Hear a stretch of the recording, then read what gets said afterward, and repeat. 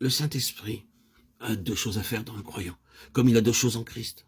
Au Jourdain, Jésus fut baptisé de puissance en vue des œuvres puissantes à accomplir. Mais le Jourdain était la préparation pour le calvaire. Au calvaire, nous ne voyons pas une œuvre puissante visible, et cependant le calvaire fit davantage pour le salut du monde que les guérisons ou les miracles de Jésus en Galilée. Nous pensons trop à accomplir des œuvres puissantes, Matthieu 14, 12, et trop peu à suivre le Maître en sa mort. Et cependant, c'est celui-là, seul, qui sera enseveli avec Christ en sa mort, qui portera du fruit. Vous pouvez avoir une activité dévorante toute votre vie et n'arriver qu'à peu de résultats. Mais si vous êtes prêt à mourir avec Christ, le fruit qui en résultera sera aussi abondant que le sable de la mer. Il n'y a pas de limite au fruit qui sort de la mort. Jean 12, 24. Si nous avons été faits une même plante avec lui par la conformité à sa mort, Romains 6, 5, cette conformité peut être comparée à la greffe pratiquée sur un arbre. Lorsqu'on greffe un arbre, on fait une fente, puis quand la greffe a été insérée dans la jante, les deux branches sont attachées ensemble par un lien. Pourquoi? Pour que la vie de l'arbre, la sève, puisse entrer dans la greffe, et que l'arbre et la greffe n'aient qu'une seule vie. Que Dieu soit loué pour cela.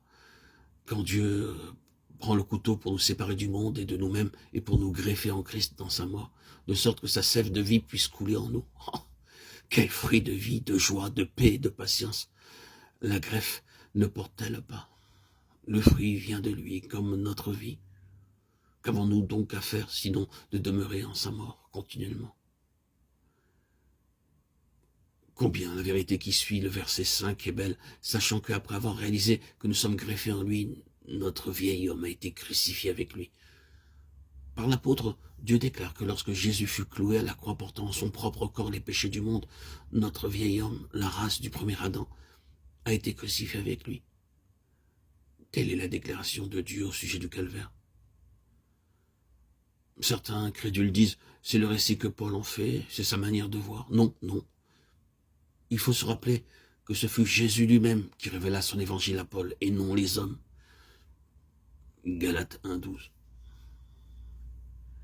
Christ expliqua lui-même sa croix à Paul, lui montrant que la race déchue, la vieille création, fut aussi clouée sur la croix, et qu'elle y mourut avec lui. Voilà, quel est le secret de la victoire sur le péché. Ce n'est pas vous qui vous séparez du péché. C'est en saisissant votre position dans la mort de Christ et en consentant à être greffé avec lui, vous comptant vous-même mort au péché, que le Saint-Esprit opère cette séparation du péché et qu'il vous amène à réaliser en fait cette œuvre de délivrance qui en résulte. Le Saint-Esprit ne manque jamais de rendre témoignage à l'œuvre du calvaire. Du moment où, en toute sincérité de cœur, vous désirez être délivré de la puissance du péché, il n'y a pas un péché, fût-il le plus grand, qui ne puisse disparaître de vous et vous laisser libre. S'il est mort, il est mort une seule fois pour le péché, mais maintenant qu'il est vivant pour Dieu. Mettez-vous aussi bien dans l'esprit que vous êtes mort, Romains 6, 10, 11. Votre part est de vous considérer comme mort, même si vous ne le comprenez pas, de vous compter non seulement pour mort, mais de vivre dans l'instant présent comme mort au péché. Et cela de par votre choix, votre propre volonté, alors que le péché ne règne donc plus. C'est le seul moyen d'avoir la victoire sur Satan, car c'est par le péché volontaire ou inconscient qui nous tient. Et ce n'est qu'en saisissant cette vérité révélée dans Romains 6 que nous serons libérés. Quand le diable nous attaquera, nous tentera, ou que nous sentirons le besoin d'être délivrés d'un péché quelconque, répondons-lui triomphalement sur cette base de ma mort personnelle avec Christ. Je suis maintenant mort à ce péché, et il n'y aura pas sur moi. À ce moment-là, le Saint-Esprit vous applique la puissance de la mort de Christ, rompt les liens avec le péché, et vous perdez même le désir de pécher. Ah, gloire à Dieu. Béni soit son très saint nom.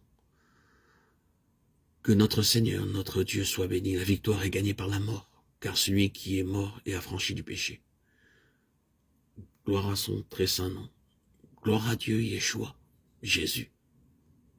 Jésus-Christ crucifié, mort pour nous racheter. L'abîme de la mort est entre vous et le péché est même entre vous et le tentateur tant que vous demeurez dans cette attitude de mort.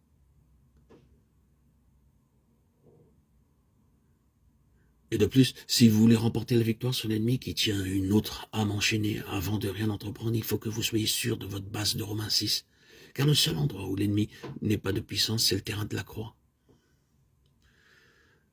Cachez-vous en la mort du Seigneur Jésus, au nom de Jésus, au nom précieux et puissant de notre Seigneur Jésus, Yeshua, Melech HaMashiach.